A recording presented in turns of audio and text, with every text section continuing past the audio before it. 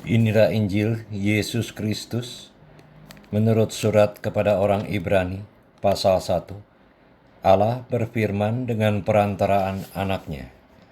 Setelah pada zaman dahulu kala, Allah berulang kali dan dalam berbagai cara berbicara kepada nenek moyang kita dengan perantaraan nabi-nabi, maka pada zaman akhir ini, Ia telah berbicara kepada kita dengan perantaraan anaknya, yang telah Ia tetapkan sebagai yang berhak menerima segala yang ada. Oleh Dia Allah telah menjadikan alam semesta. Ia adalah cahaya kemuliaan Allah dan gambar wujud Allah, dan menopang segala yang ada dengan firman-Nya yang penuh kekuasaan. Dan setelah Ia selesai mengadakan penyucian dosa, Ia duduk di sebelah kanan yang maha besar di tempat yang tinggi, jauh lebih tinggi daripada malaikat-malaikat, sama seperti nama yang dikaruniakan kepadanya, jauh lebih indah daripada nama mereka. Anak Allah lebih tinggi daripada malaikat-malaikat. Karena kepada siapakah di antara malaikat-malaikat itu pernah Ia katakan, "Anakku engkau telah kuperanakan pada hari ini. Dan aku akan menjadi bapanya, dan ia akan menjadi anakku." Dan ketika Ia membawa pula anaknya yang sulung ke dunia, Ia berkata, semua malaikat Allah harus menyembah Dia. Dan tentang malaikat-malaikat Ia berkata, yang membuat malaikat-malaikatnya menjadi badai, dan pelayan-pelayannya menjadi nyala api. Tetapi tentang anak Ia berkata, tahtamu ya Allah, tetap untuk seterusnya dan selamanya. Dan tongkat kerajaanmu adalah tongkat kebenaran. Engkau mencintai keadilan dan membenci kefasikan. Sebab itu Allahmu telah mengurapi engkau dengan minyak sebagai tanda kesukaan melebihi teman-teman sekutumu. Dan pada mulanya, ya Tuhan, engkau telah meletakkan dasar bumi, dan langit adalah buatan tanganmu. Semuanya itu akan binasa, tetapi engkau tetap ada. Dan semuanya itu akan menjadi usang seperti pakaian. Seperti jubah akan engkau gulungkan mereka, dan seperti persalinan, mereka akan diubah, tetapi engkau tetap sama, dan tahun-tahunmu tidak berkesudahan. Dan kepada siapakah di antara malaikat itu pernah Ia berkata, duduklah di sebelah kananku, sampai kubuat musuh-musuhmu menjadi tumpuan kakimu? Bukankah mereka semua adalah roh yang melayani, yang diutus untuk melayani mereka, yang harus memperoleh keselamatan? Ibrani pasal 2, keselamatan yang besar. Karena itu harus lebih teliti kita memperhatikan apa yang telah kita dengar, supaya kita jangan hanyut di bawah arus. Sebab kalau firman yang dikatakan dengan perantaran malaikat-malaikat tetap berlaku, dan setiap pelanggaran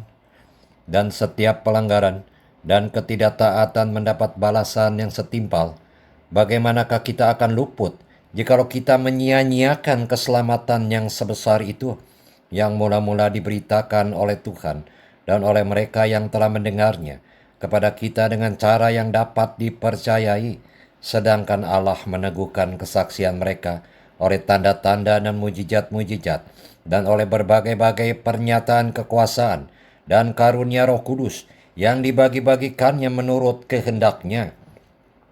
Yesus seketika lebih rendah daripada malaikat-malaikat, sebab bukan kepada malaikat-malaikat telah Ia taklukkan dunia yang akan datang yang kita bicarakan ini. Ada orang yang pernah memberi kesaksian di dalam suatu nas, katanya, apakah manusia sehingga engkau mengingatnya, atau anak manusia sehingga engkau mengindahkannya? Namun engkau telah membuatnya untuk waktu yang singkat sedikit lebih rendah daripada malaikat-malaikat, dan telah memahkotainya dengan kemuliaan dan hormat. Segala sesuatu telah engkau taklukkan di bawah kakinya, sebab dalam menaklukkan segala sesuatu kepadanya, tidak ada sesuatu pun yang Ia kecualikan yang tidak takluk kepadanya. Tapi sekarang ini belum kita lihat bahwa segala sesuatu telah ditaklukkan kepadanya, tetapi Dia yang untuk waktu yang singkat dibuat lebih rendah daripada malaikat-malaikat, yaitu Yesus. Kita lihat yang oleh karena penderitaan maut dimahkotai dengan kemuliaan dan hormat, supaya oleh kasih karunia Allah ia mengalami maut bagi semua manusia. Sebab memang sesuai dengan keadaan Allah yang baginya dan olehnya segala sesuatu dijadikan, yaitu Allah yang membawa banyak orang kepada kemuliaan, juga menyempurnakan Yesus yang memimpin mereka kepada keselamatan dengan penderitaan. Sebab ia yang menguduskan, dan mereka yang dikuduskan. Mereka semua berasal dari satu. Itulah sebabnya ia tidak malu menyebut mereka saudara. Katanya, aku akan memberitakan namamu kepada saudara-saudaraku, dan memuji-muji engkau di tengah-tengah jemaat. Dan lagi, aku akan menaruh kepercayaan kepadanya. Dan lagi, sesungguhnya inilah aku dan anak-anak yang telah diberikan Allah kepadaku. Karena anak-anak itu adalah anak-anak dari darah dan daging, maka ia juga menjadi sama dengan mereka dan mendapat bagian dalam keadaan mereka, supaya oleh kematiannya ia memusnahkan dia, yaitu iblis yang berkuasa atas maut. Dan supaya dengan jalan demikian, ia membebaskan mereka yang seumur hidupnya berada dalam perhambaan, oleh karena takutnya kepada maut. Sebab sesungguhnya bukan malaikat-malaikat yang ia kasihani, tetapi keturunan Abraham yang ia kasihani. Itulah sebabnya, maka dalam segala hal, ia harus disamakan dengan saudara-saudaranya, supaya ia menjadi imam besar, yang menaruh belas kasihan, dan yang setia kepada Allah, untuk mendamaikan dosa seluruh bangsa. Sebab oleh karena ia sendiri telah menderita karena pencobaan, maka ia dapat menolong mereka yang dicobai. Ibrani 3, Yesus lebih tinggi dari Musa. Sebab itu, hai saudara-saudara yang kudus, yang mendapat bagian dalam panggilan sorgawi, pandanglah kepada Rasul dan Imam besar yang kita akui, yaitu Yesus, yang setia kepada Dia yang telah menetapkannya, sebagaimana Musa pun setia dalam segenap rumahnya. Sebab ia dipandang layak mendapat kemuliaan lebih besar daripada Musa, sama seperti ahli bangunan lebih dihormati daripada rumah yang dibangunnya. Sebab setiap rumah dibangun oleh seorang ahli bangunan, tetapi ahli bangunan segala sesuatu ialah Allah. Dan Musa memang setia dalam segenap rumah Allah sebagai pelayan untuk memberi kesaksian tentang apa yang akan diberitakan kemudian. Tetapi Kristus setia sebagai anak yang mengepalai rumahnya, dan rumahnya ialah kita. Jika kita sampai kepada akhirnya, teguh berpegang pada kepercayaan dan pengharapan yang kita megahkan. Binasa karena murtad. Sebab itu, seperti yang dikatakan Roh Kudus, pada hari ini jika kamu mendengar suaranya, janganlah keraskan hatimu seperti dalam kegeraman pada waktu pencobaan di padang gurun, di mana nenek moyangmu mencobai aku dengan jalan menguji aku, sekalipun mereka melihat perbuatan-perbuatanku 40 tahun lamanya. Itulah sebabnya aku murka kepada angkatan itu dan berkata, selalu mereka sesat hati, dan mereka tidak mengenal jalanku, sehingga aku bersumpah dalam murkaku, mereka takkan masuk ke tempat perhentianku. Waspadalah, hai saudara-saudara, supaya di antara kamu jangan terdapat seorang yang hatinya jahat dan yang tidak percaya, oleh karena ia murtad dari Allah yang hidup. Tetapi nasihatilah seorang akan yang lain setiap hari, selama masih dapat dikatakan hari ini, supaya jangan ada di antara kamu yang menjadi tegar hatinya karena tipu daya dosa. Karena kita telah beroleh bagian di dalam Kristus, asal saja kita teguh berpegang sampai kepada akhirnya pada keyakinan iman kita yang semula. Tetapi apabila pernah dikatakan, pada hari ini jika kamu mendengar suaranya, janganlah keraskan hatimu seperti dalam kegeraman. Siapakah mereka yang membangkitkan amarah Allah? Sekalipun mereka mendengar suaranya, bukankah mereka semua yang keluar dari Mesir di bawah pimpinan Musa? Dan siapakah yang ia murkai 40 tahun lamanya? Bukankah mereka yang berbuat dosa dan yang mayatnya bergelimpangan di padang gurun? Dan siapakah yang telah ia sumpahi bahwa mereka takkan masuk ke tempat perhentiannya? Bukankah mereka yang tidak taat? Demikianlah kita lihat bahwa mereka tidak dapat masuk oleh karena ketidakpercayaan mereka. Ibrani 4, hari perhentian yang disediakan Allah. Sebab itu baiklah kita waspada, supaya jangan ada seorang di antara kamu yang dianggap ketinggalan, sekalipun janji akan masuk ke dalam perhentiannya masih berlaku. Karena kepada kita diberitakan juga kabar kesukaan, sama seperti kepada mereka. Tetapi firman pemberitaan itu tidak berguna bagi mereka, karena tidak bertumbuh bersama-sama oleh iman dengan mereka yang mendengarnya. Sebab kita yang beriman akan masuk ke tempat perhentian seperti yang ia katakan, sehingga aku bersumpah dalam murkaku, mereka takkan masuk ke tempat perhentianku, sekalipun pekerjaannya sudah selesai sejak dunia dijadikan. Sebab tentang hari ketujuh pernah dikatakan di dalam suatu nas, dan Allah berhenti pada hari ketujuh dari segala pekerjaannya. Dan dalam nas itu kita baca, mereka takkan masuk ke tempat perhentianku. Jadi sudah jelas bahwa ada sejumlah orang akan masuk ke tempat perhentian itu, sedangkan mereka yang kepadanya lebih dahulu diberitakan kabar kesukaan itu tidak masuk karena ketidaktaatan mereka. Sebab itu, ia menetapkan pula suatu hari, yaitu hari ini, ketika ia setelah sekian lama berfirman dengan perantaran Daud seperti dikatakan di atas, pada hari ini jika kamu mendengar suaranya, janganlah keraskan hatimu. Sebab andai kata Yosua telah membawa mereka masuk ke tempat perhentian, pasti Allah tidak akan berkata-kata kemudian tentang suatu hari lain. Jadi, masih tersedia suatu hari perhentian, hari ketujuh bagi umat Allah. Sebab barang siapa telah masuk ke tempat perhentiannya, ia sendiri telah berhenti dari segala pekerjaannya, sama seperti Allah berhenti dari pekerjaannya. Karena itu baiklah kita berusaha untuk masuk ke dalam perhentian itu, supaya jangan seorang pun jatuh karena mengikuti contoh ketidaktaatan itu juga. Sebab firman Allah hidup dan kuat dan lebih tajam dari pedang bermata dua manapun. Ia menusuk amat dalam sampai memisahkan jiwa dan roh, sendi-sendi dan sumsum. Ia sanggup membedakan pertimbangan dan pikiran hati kita. Dan tidak ada suatu makhluk pun yang tersembunyi di hadapannya, sebab segala sesuatu telanjang dan terbuka di depan mata Dia, yang kepadanya kita harus memberikan pertanggungan jawab. Yesus sebagai imam besar. Karena kita sekarang mempunyai imam besar agung yang telah melintasi semua langit, yaitu Yesus anak Allah. Baiklah kita teguh berpegang pada pengakuan iman kita. Sebab imam besar yang kita punya bukanlah imam besar yang tidak dapat turut merasakan kelemahan-kelemahan kita. Sebaliknya sama dengan kita. Ia telah dicobai, hanya tidak berbuat dosa. Sebab itu marilah kita dengan penuh keberanian menghampiri tahta kasih karunia, supaya kita menerima rahmat dan menemukan kasih karunia untuk mendapat pertolongan kita pada waktunya.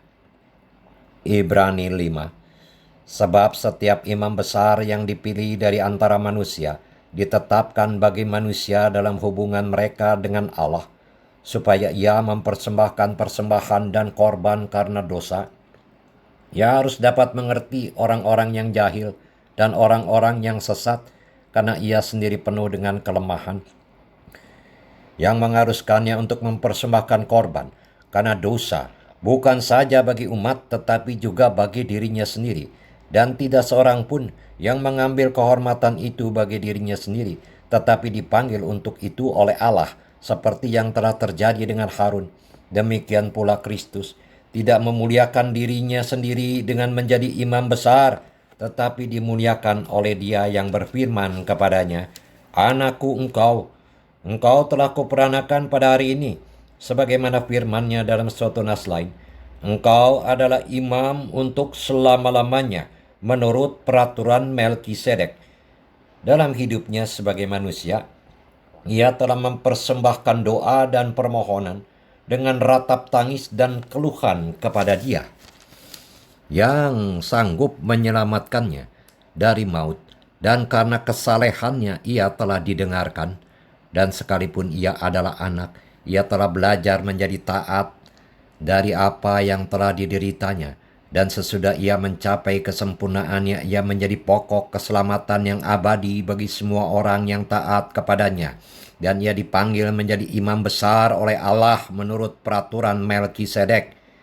Peringatan supaya jangan murtad.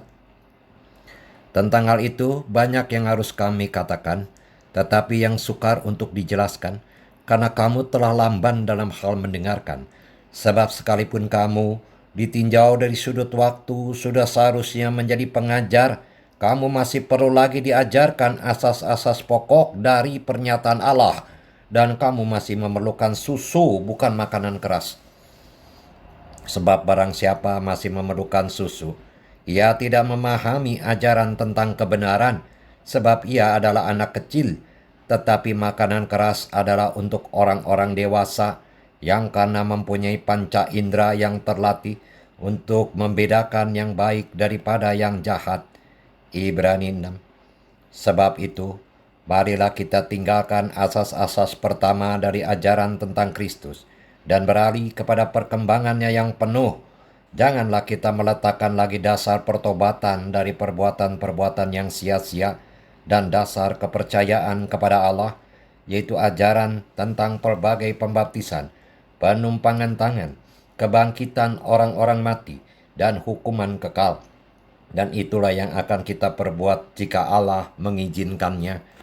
Sebab mereka yang pernah diterangi hatinya, yang pernah mengecap karunia sorgawi, dan yang pernah mendapat bagian dalam Roh Kudus, dan yang mengecap firman yang baik dari Allah, dan karunia dunia yang akan datang, namun yang murtad lagi, tidak mungkin dibaharui sekali lagi sedemikian, sehingga mereka bertobat, sebab mereka menyalibkan lagi anak Allah bagi diri mereka dan menghinanya di muka umum. Sebab tanah yang mengisap air hujan yang sering turun ke atasnya dan yang menghasilkan tumbuh-tumbuhan yang berguna bagi mereka yang mengerjakannya menerima berkat dari Allah. Tetapi jikalau tanah itu menghasilkan semak duri dan rumput duri, tidaklah ia berguna dan sudah dekat pada kutuk yang berakhir dengan pembakaran. Berpegang teguh pada pengharapan. Tetapi hai saudara-saudaraku yang kekasih, sekalipun kami berkata demikian tentang kamu, kami yakin bahwa kamu memiliki sesuatu yang lebih baik, yang mengandung keselamatan. Sebab Allah bukan tidak adil, sehingga ia lupa akan pekerjaanmu dan kasihmu yang kamu tunjukkan terhadap namanya oleh pelayanan kamu kepada orang-orang kudus, yang masih kamu lakukan sampai sekarang. Tetapi kami ingin supaya kamu masing-masing menunjukkan kesungguhan yang sama untuk menjadikan pengharapanmu suatu milik yang pasti sampai pada akhirnya, agar kamu jangan menjadi lamban, tetapi menjadi penurut-penurut mereka yang oleh iman dan kesabaran mendapat bagian dalam apa yang dijanjikan Allah. Sebab ketika Allah memberikan janjinya kepada Abraham, ia bersumpah demi dirinya sendiri, karena tidak ada orang yang lebih tinggi daripadanya. Katanya, sesungguhnya aku akan memberkati engkau berlimpah-limpah dan akan membuat engkau sangat banyak. Abraham menanti dengan sabar, dan dengan demikian ia memperoleh apa yang dijanjikan kepadanya. Sebab manusia bersumpah demi orang yang lebih tinggi, dan sumpah itu menjadi suatu pengokohan baginya yang mengakhiri segala bantahan. Karena itu, untuk lebih meyakinkan mereka yang berhak menerima janji itu akan kepastian putusannya, Allah telah mengikatkan dirinya dengan sumpah, supaya oleh dua kenyataan yang tidak berubah-ubah, tentang mana Allah tidak mungkin berdusta, kita yang mencari perlindungan beroleh dorongan yang kuat untuk menjangkau pengharapan yang terletak di depan kita. Pengharapan itu adalah sau yang kuat dan aman bagi jiwa kita yang telah dilapukan sampai ke belakang tabir, di mana Yesus telah masuk sebagai perintis bagi kita ketika ia menurut peraturan Melkisedek menjadi imam besar sampai selama-lamanya. Ibrani 7, Kristus dan Melkisedek. Sebab Melkisedek adalah Raja Salem dan imam Allah yang maha tinggi. Ia pergi menyongsong Abraham ketika Abraham kembali dari mengalahkan raja-raja dan memberkati dia. Kepadanya pun Abraham memberikan sepersepuluh dari semuanya menurut arti namanya. Melkisedek adalah pertama-tama raja kebenaran dan juga Raja Salem, yaitu Raja Damai Sejahtera. Ia tidak berbapa, tidak beribu, tidak bersislilah. Harinya tidak berawal dan hidupnya tidak berkesudahan. Dan karena ia dijadikan sama dengan anak Allah, ia telah menjadi imam sampai selama-lamanya. Camkanlah betapa besarnya orang itu yang kepadanya Abraham bapa leluhur kita memberikan 1/10 dari segala rampasan yang paling baik. Dan mereka dari anak-anak Lewi yang menerima jabatan imam mendapat tugas menurut hukum Taurat untuk memungut persepuluhan dari umat Israel, yaitu dari saudara-saudara mereka, sekalipun mereka ini juga adalah keturunan Abraham. Tetapi Melkisedek yang bukan keturunan mereka memungut persepuluhan dari Abraham dan memberkati dia, walaupun ia adalah pemilik janji. Memang tidak dapat disangkal bahwa yang lebih rendah diberkati oleh yang lebih tinggi.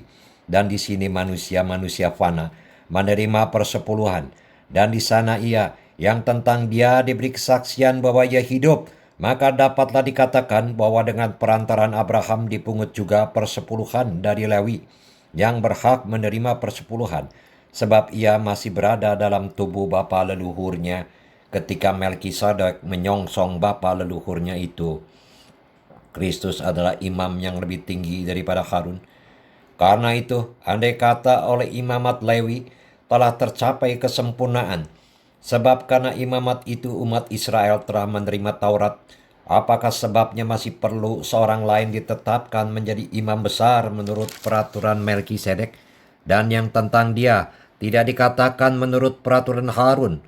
Sebab jikalau imamat berubah, dengan sendirinya akan berubah pula hukum Taurat itu, sebab ia yang dimaksudkannya di sini termasuk suku lain. Dari suku ini tidak seada seorang pun yang pernah melayani di mezbah. Sebab telah diketahui semua orang bahwa Tuhan kita berasal dari suku Yehuda, dan mengenai suku itu Musa tidak pernah mengatakan suatu apapun tentang imam-imam. Dan hal itu jauh lebih nyata lagi jikalau ditetapkan seorang imam lain menurut peraturan Melkisedek, yang menjadi imam bukan berdasarkan peraturan-peraturan manusia, tetapi berdasarkan hidup yang tidak dapat binasa. Sebab tentang dia diberi kesaksian, engkau adalah imam untuk selama-lamanya menurut peraturan Melkisedek. Memang suatu hukum yang dikeluarkan dahulu dibatalkan kalau hukum itu tidak mempunyai kekuatan, dan karena itu tidak berguna. Sebab hukum Taurat sama sekali tidak membawa kesempurnaan, tetapi sekarang ditimbulkan pengharapan yang lebih baik, yang mendekatkan kita kepada Allah.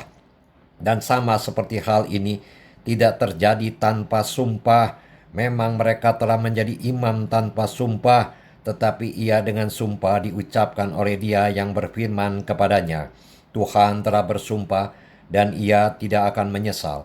Engkau adalah imam untuk selama-lamanya. Demikian pula Yesus adalah jaminan dari suatu perjanjian yang lebih kuat. Dan dalam jumlah yang besar, mereka telah menjadi imam karena mereka dicegah oleh maut untuk tetap menjabat imam. Tetapi karena ia tetap selama-lamanya imamatnya tidak dapat beralih kepada orang lain, karena itu ia sanggup juga menyelamatkan dengan sempurna semua orang yang oleh dia datang kepada Allah. Sebab ia hidup senantiasa untuk menjadi pengantara mereka. Sebab imam besar yang demikianlah yang kita perlukan, yaitu yang saleh tanpa salah, tanpa noda, yang terpisah dari orang-orang berdosa, dan lebih tinggi daripada tingkat-tingkat sorga, yang tidak seperti imam-imam besar lain, yang setiap hari harus mempersembahkan korban untuk dosanya sendiri, dan sesudah itu barulah untuk dosa umatnya. Sebab hal itu telah dilakukannya satu kali untuk selama-lamanya, ketika ia mempersembahkan dirinya sendiri sebagai korban.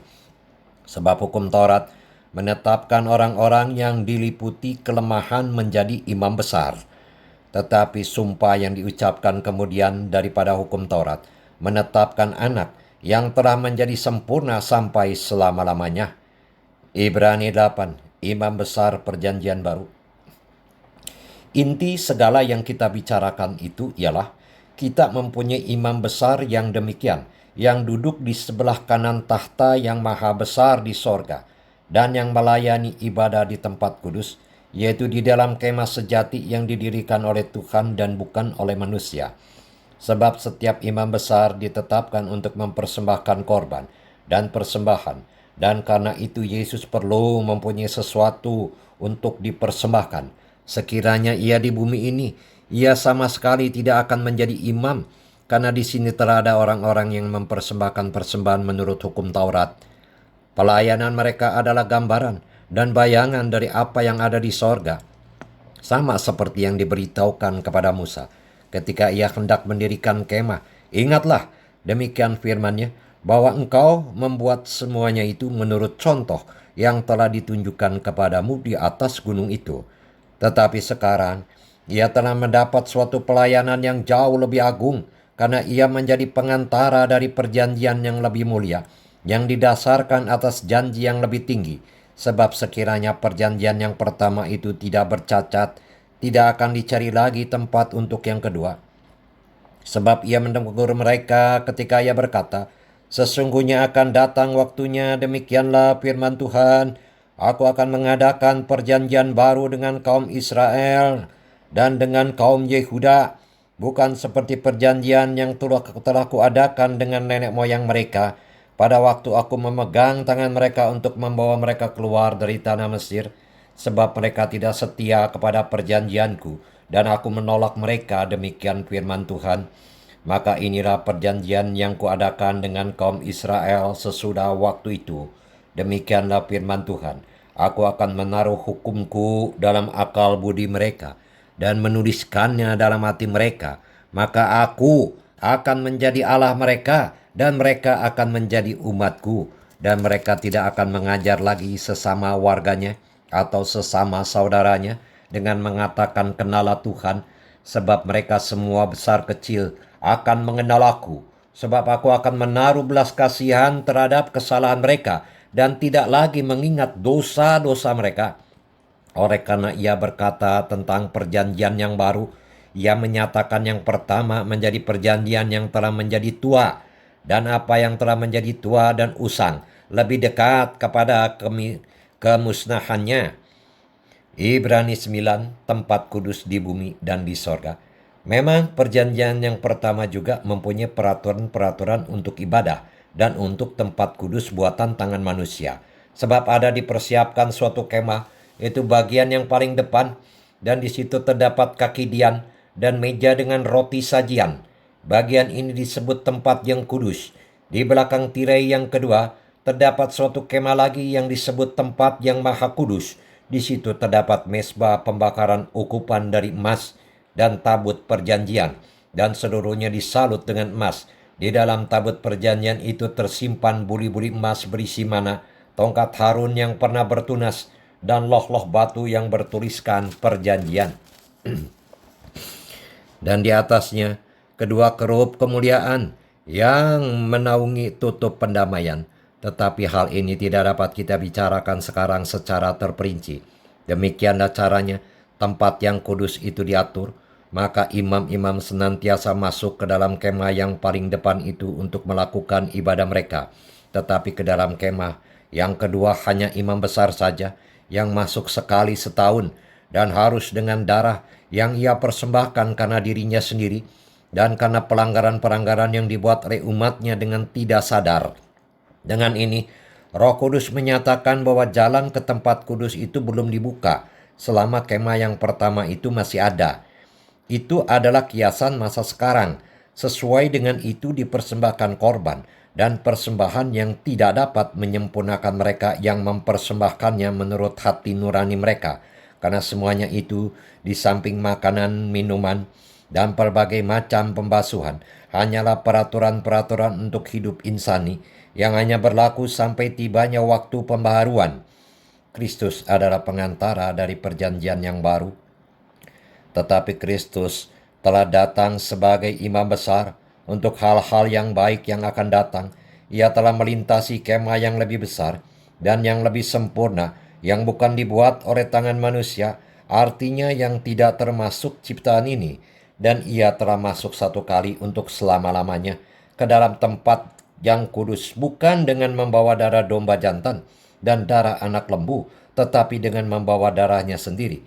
Dan dengan itu ia telah mendapat kelepasan yang kekal, sebab jika darah domba jantan dan darah lembu jantan dan percikan abu lembu muda menguduskan mereka yang najis, sehingga mereka disucikan secara lahiriah, betapa lebihnya darah Kristus yang oleh roh yang kekal telah mempersembahkan dirinya sendiri kepada Allah sebagai persembahan yang tak bercacat, akan menyucikan hati nurani kita dari perbuatan-perbuatan yang sia-sia, supaya kita dapat beribadah kepada Allah yang hidup.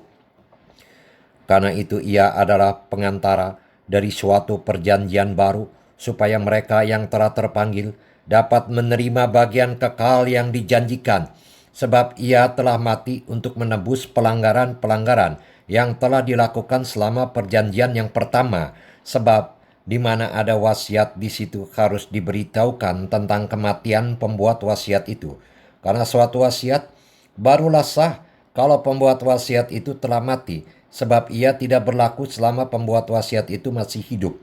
Itulah sebabnya, maka perjanjian yang pertama tidak disahkan tanpa darah. Sebab sesudah Musa memberitahukan semua perintah hukum Taurat kepada seluruh umat, ia mengambil darah anak lembu dan darah domba jantan serta air, dan bulu merah dan hisop, lalu memerciki kitab itu sendiri dan seluruh umat, sambil berkata, inilah darah perjanjian yang ditetapkan Allah bagi kamu.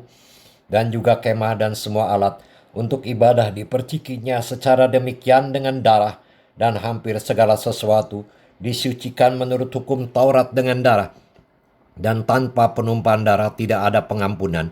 Jadi segala sesuatu yang melambangkan apa yang ada di sorga haruslah ditahhirkan secara demikian, tetapi benda-benda sorgawi sendiri oleh persembahan-persembahan yang lebih baik daripada itu.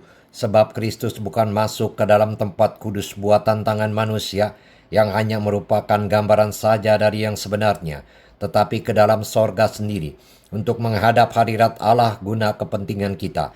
Dan ia bukan masuk untuk berulang-ulang mempersembahkan dirinya sendiri, sebagaimana imam besar setiap tahun masuk ke dalam tempat kudus dengan darah yang bukan darahnya sendiri. Sebab jika demikian ia harus berulang-ulang menderita sejak dunia ini dijadikan, tetapi sekarang ia hanya satu kali saja menyatakan dirinya pada zaman akhir untuk menghapus dosa oleh korbannya. Dan sama seperti manusia ditetapkan untuk mati hanya satu kali saja, dan sesudah itu dihakimi, demikian pula Kristus hanya satu kali saja mengorbankan dirinya untuk menanggung dosa banyak orang. Sebab itu, ia akan menyatakan dirinya sekali lagi tanpa menanggung dosa untuk menganugerahkan keselamatan kepada mereka yang menantikan Dia.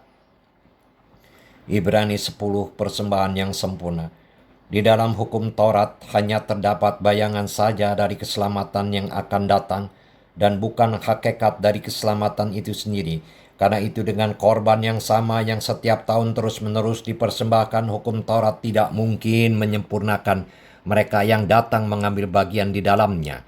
Sebab jika hal itu mungkin, pasti orang tidak mempersembahkan korban lagi, sebab mereka yang melakukan ibadah itu tidak sadar lagi akan dosa setelah disucikan sekali untuk selama-lamanya. Tetapi justru oleh korban-korban itu setiap tahun orang diperingatkan akan adanya dosa, sebab tidak mungkin darah lembu jantan atau darah domba jantan menghapuskan dosa.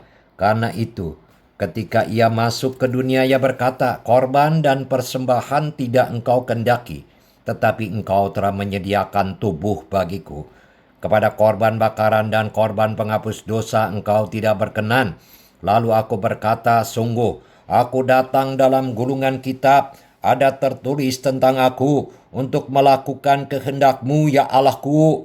Di atas ia berkata, korban dan persembahan, korban bakaran dan korban penghapus dosa tidak engkau kehendaki, dan engkau tidak berkenan kepadanya, meskipun dipersembahkan menurut hukum Taurat. Dan kemudian katanya, sungguh, aku datang untuk melakukan kehendak-Mu. Yang pertama ia hapuskan supaya menegakkan yang kedua. Dan karena kehendaknya inilah kita telah dikuduskan satu kali untuk selama-lamanya oleh persembahan tubuh Yesus Kristus. Selanjutnya, setiap imam melakukan tiap-tiap hari pelayanannya dan berulang-ulang mempersembahkan korban yang sama sekali tidak dapat menghapuskan dosa, tetapi ia setelah mempersembahkan hanya satu korban saja karena dosa, ia duduk untuk selama-lamanya di sebelah kanan Allah, dan sekarang ia hanya menantikan saatnya di mana musuh-musuhnya akan dijadikan tumpuan kakinya. Sebab oleh satu korban saja, ia telah menyempurnakan untuk selama-lamanya mereka yang ia kuduskan. Dan tentang hal itu, Roh Kudus juga memberi kesaksian kepada kita, sebab setelah ia berfirman, inilah perjanjian yang akan kuadakan dengan mereka sesudah waktu itu. Ia berfirman pula, aku akan menaruh hukumku di dalam hati mereka dan menuliskannya dalam akal budi mereka, dan aku tidak lagi mengingat dosa-dosa dan kesalahan mereka. Jadi apabila untuk semuanya itu ada pengampunan, tidak perlu lagi dipersembahkan korban karena dosa, ketekunan. Jadi saudara-saudara, oleh darah Yesus kita sekarang penuh keberanian dapat masuk ke dalam tempat kudus, karena ia telah membuka jalan yang baru dan yang hidup bagi kita melalui tabir, yaitu dirinya sendiri. Badan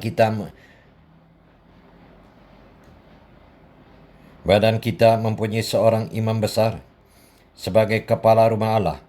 Karena itu marilah kita menghadap Allah dengan hati yang tulus ikhlas dan keyakinan iman yang teguh.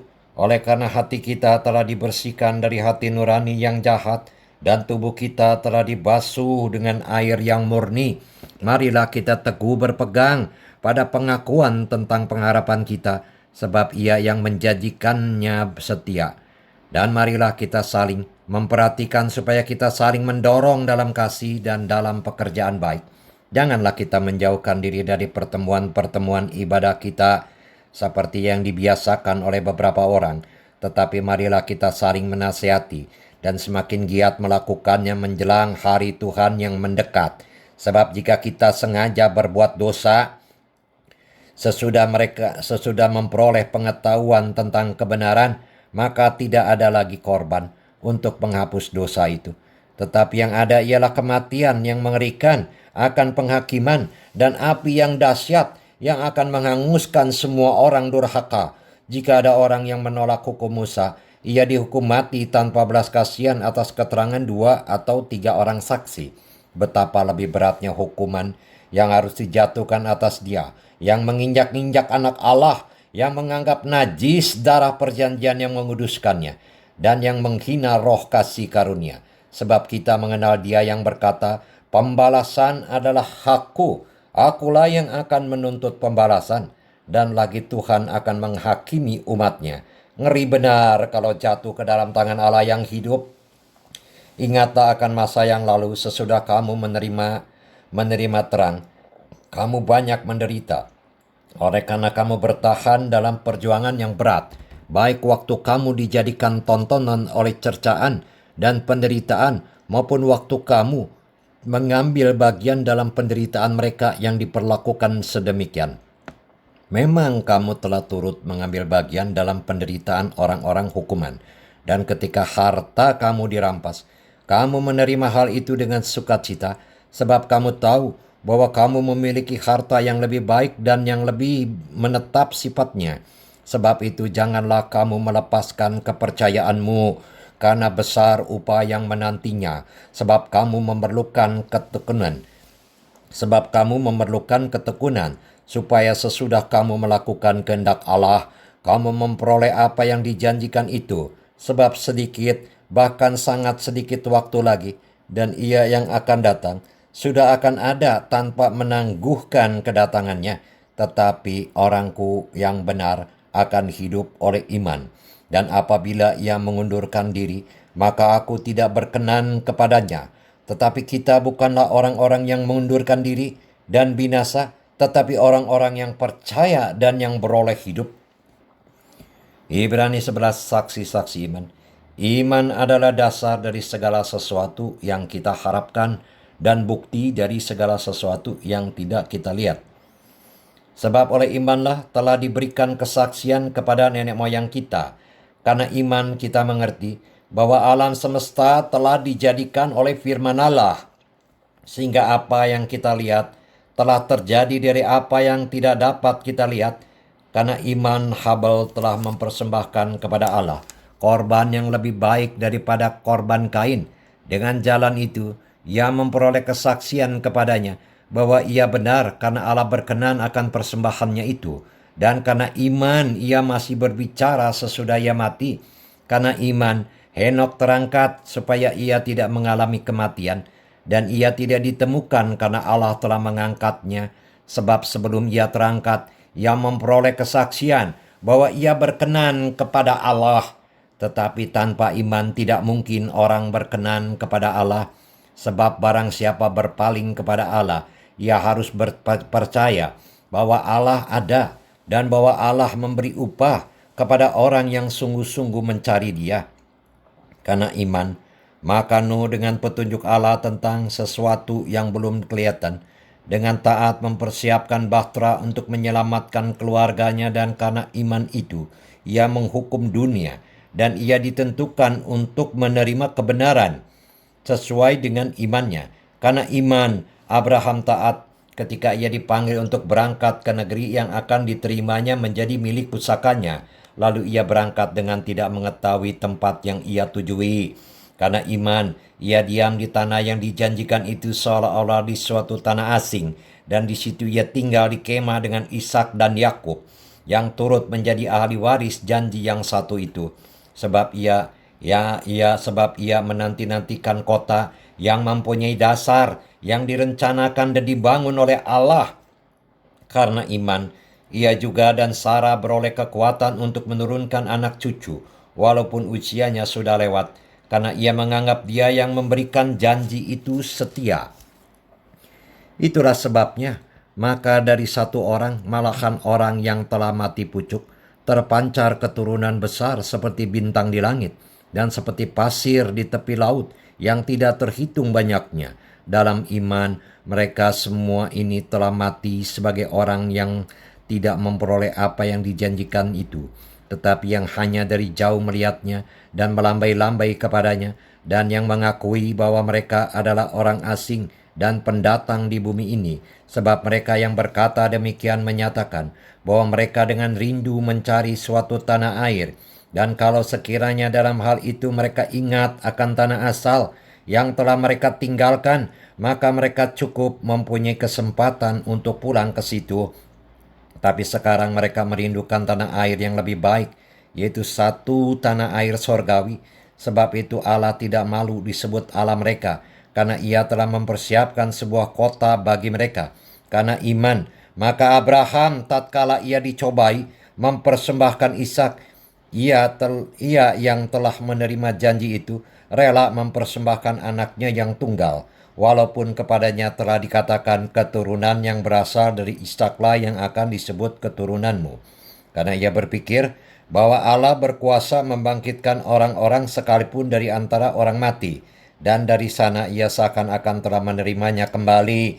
Karena iman maka Ishak sambil memandang jauh ke depan memberikan berkatnya kepada Yakub dan Esau. Karena iman maka Yakub ketika hampir waktunya akan mati memberkati kedua anak Yusuf, lalu menyembah sambil bersandar pada kepala tongkatnya.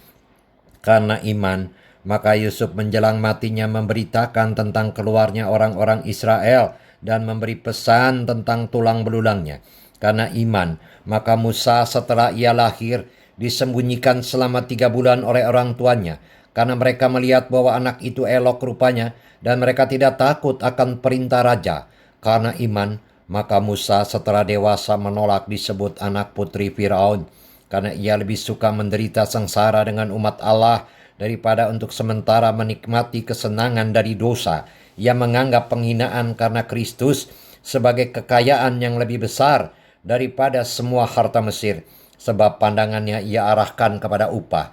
Karena iman, maka ia telah meninggalkan Mesir dengan tidak takut akan murka raja. Ia bertahan sama seperti ia melihat apa yang tidak kelihatan. Karena iman, maka ia mengadakan Paskah dan pemercikan darah, supaya pembinasa anak-anak sulung jangan menyentuh mereka. Karena iman, maka mereka telah melintasi Laut Merah sama seperti melintasi tanah kering, sedangkan orang-orang Mesir tenggelam ketika mereka mencobanya juga. Karena iman, maka runtuhlah tembok-tembok Yeriko setelah kota itu dikelilingi 7 hari lamanya. Karena iman, maka Rahab perempuan sundal itu tidak turut binasa bersama-sama dengan orang-orang durhaka, karena ia telah menyambut pengintai-pengintai itu dengan baik. Dan apakah lagi yang harus aku sebut? Sebab aku akan kekurangan waktu apabila aku hendak menceritakan tentang Gideon, Barak, Simson, Yefta, Daud, dan Samuel dan para nabi, yang karena iman telah menaklukkan kerajaan-kerajaan, mengamalkan kebenaran, memperoleh apa yang dijanjikan, menutup mulut singa-singa, memadamkan api yang dahsyat. Mereka telah luput dari mata pedang, telah beroleh kekuatan dalam kelemahan, telah menjadi kuat dalam peperangan, dan telah memukul mundur pasukan-pasukan tentara asing. Ibu-ibu telah menerima kembali orang-orangnya yang telah mati, sebab dibangkitkan. Tetapi orang-orang lain membiarkan dirinya disiksa dan tidak mau menerima pembebasan, supaya mereka beroleh kebangkitan yang lebih baik. Ada pula yang diejek dan didera, bahkan yang dibelenggu dan dipenjarakan. Mereka dilempari, digergaji, dibunuh dengan pedang. Mereka mengembara dengan berpakaian kulit domba dan kulit kambing, sambil menderita kekurangan, kesesakan, dan siksaan. Dunia ini tidak layak bagi mereka. Mereka mengembara di padang gurun dan di pegunungan, dalam gua-gua dan celah-celah gunung. Dan mereka semua tidak memperoleh apa yang dijanjikan itu, sekalipun iman mereka telah memberikan kepada mereka suatu kesaksian yang baik. Sebab Allah telah menyediakan sesuatu yang lebih baik bagi kita. Tanpa kita mereka tidak dapat sampai kepada kesempurnaan. Ibrani 12, nasihat supaya bertekun dalam iman. Karena kita mempunyai banyak saksi bagaikan awan yang mengelilingi kita, marilah kita menanggalkan semua beban dan dosa yang begitu merintangi kita, dan berlomba dengan tekun dalam perlombaan yang diwajibkan bagi kita. Marilah kita melakukan dengan mata yang tertuju kepada Yesus, yang memimpin kita dalam iman, dan yang membawa iman kita itu kepada kesempurnaan, yang dengan mengabaikan kehinaan, tekun memikul salib ganti sukacita yang disediakan bagi Dia yang sekarang duduk di sebelah kanan tahta Allah. Ingatlah selalu akan Dia yang tekun menanggung bantahan yang sehebat itu terhadap dirinya dari pihak orang-orang berdosa, supaya jangan kamu menjadi lemah dan putus asa. Dalam pergumulan kamu melawan dosa, kamu belum sampai mencucurkan darah, dan sudah lupakah kamu akan nasihat yang berbicara kepada kamu seperti kepada anak-anak? Hai anakku, janganlah anggap enteng didikan Tuhan, dan janganlah putus asa apabila engkau diperingatkannya. Karena Tuhan menghajar orang yang dikasihinya, dan Ia menyesah orang yang diakuinya sebagai anak. Jika kamu harus menanggung ganjaran, Allah memperlakukan kamu seperti anak. Di manakah terdapat anak yang tidak dihajar oleh ayahnya? Tetapi jikalau kamu bebas dari ganjaran yang harus diderita setiap orang, maka kamu bukanlah anak, tetapi anak-anak gampang. Selanjutnya dari ayah kita yang sebenarnya, kita beroleh ganjaran, dan mereka kita hormati. Wah, kalau demikian bukankah kita harus lebih taat kepada Bapa segala roh, supaya kita boleh hidup? Sebab mereka mendidik kita dalam waktu yang pendek sesuai dengan apa yang mereka anggap baik. Tetapi Dia menghajar kita untuk kebaikan kita, supaya kita beroleh bagian dalam kekudusannya. Memang tiap-tiap ganjaran pada waktu ia diberikan tidak mendatangkan sukacita tetapi duka cita. Tetapi kemudian Ia mengasihkan buah kebenaran yang memberikan damai kepada mereka yang dilatih olehnya. Sebab itu kuatkanlah tangan yang lemah dan lutut yang goyah, dan luruskanlah jalan bagi kakimu, sehingga yang pincang jangan terpelecok, tetapi menjadi sembuh. Berusahalah hidup damai dengan semua orang, dan kejarlah kekudusan, sebab tanpa kekudusan tidak seorang pun akan melihat Tuhan. Jagalah supaya jangan ada seorang pun menjauhkan diri dari kasih karunia Allah, agar jangan tumbuh akar yang pahit, yang menimbulkan kerusuhan, dan yang mencemarkan banyak orang. Janganlah ada orang yang menjadi cabul, atau yang mempunyai nafsu yang rendah seperti Esau, yang menjual hak kesulungannya untuk sepiring makanan. Sebab kamu tahu bahwa kemudian ketika ia hendak menerima berkat itu, ia ditolak, sebab ia tidak beroleh kesempatan untuk memperbaiki kesalahannya, sekalipun ia mencarinya dengan mencucurkan air mata. Tanggung jawab yang tepat, tanggung jawab yang berat. Sebab kamu tidak datang kepada gunung yang dapat disentuh, dan api yang menyala-nyala, kepada kekelaman, kegelapan, dan angin badai, kepada bunyi sangkakala dan bunyi suara yang membuat mereka yang mendengarnya memohon supaya jangan lagi berbicara kepada mereka, sebab mereka tidak tahan mendengar perintah ini. Bahkan jika binatang pun yang menyentuh gunung, ia harus dilempari dengan batu. Dan sangat mengerikan pemandangan itu, sehingga Musa berkata, "Aku sangat ketakutan dan sangat gemetar." Tetapi kamu sudah datang ke Bukit Sion, ke kota Allah yang hidup, Yerusalem sorgawi, dan kepada beribu-ribu malaikat, suatu kumpulan yang meriah, dan kepada jemaat anak-anak sulung yang namanya terdaftar di sorga, dan kepada Allah yang menghakimi semua orang, dan kepada roh-roh orang-orang benar yang telah menjadi sempurna, dan kepada Yesus pengantara perjanjian baru, dan kepada darah pemercikan yang berbicara lebih kuat daripada darah Habel. Jagalah supaya kamu jangan menolak Dia yang berfirman.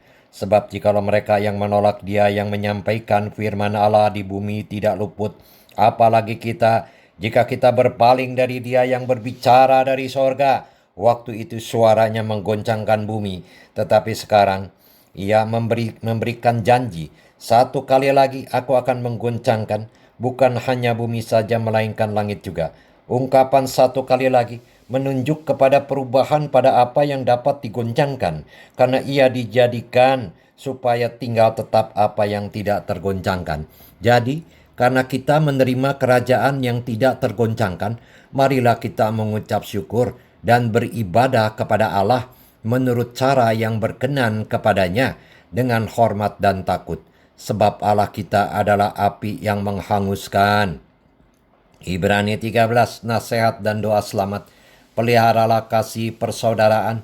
Janganlah kamu lupa memberi tumpangan kepada orang, sebab dengan berbuat demikian, beberapa orang dengan tidak diketahuinya telah menjamu malaikat-malaikat.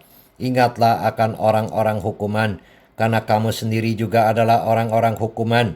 Dan ingatlah akan orang-orang yang diperlakukan sewenang-wenang, karena kamu sendiri juga masih hidup di dunia ini. Hendaklah kamu semua penuh hormat terhadap perkawinan, dan janganlah kamu mencemarkan tempat tidur, sebab orang-orang sundal dan pezina akan dihakimi Allah.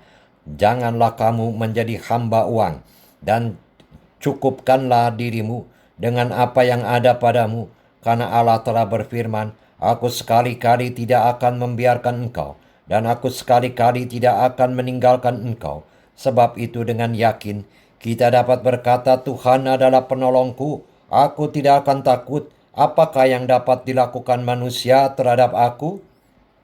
Ingatlah akan pemimpin-pemimpin kamu yang telah menyampaikan firman Allah kepadamu. Perhatikanlah akhir hidup mereka dan contohlah iman mereka. Yesus Kristus tetap sama, baik kemarin maupun hari ini dan sampai selama-lamanya. Janganlah kamu disesatkan oleh berbagai-bagai ajaran asing, sebab yang baik ialah bahwa hati kamu diperkuat dengan kasih karunia, dan bukan dengan berbagai makanan yang tidak memberi faedah kepada mereka yang menuruti aturan-aturan makanan semacam itu.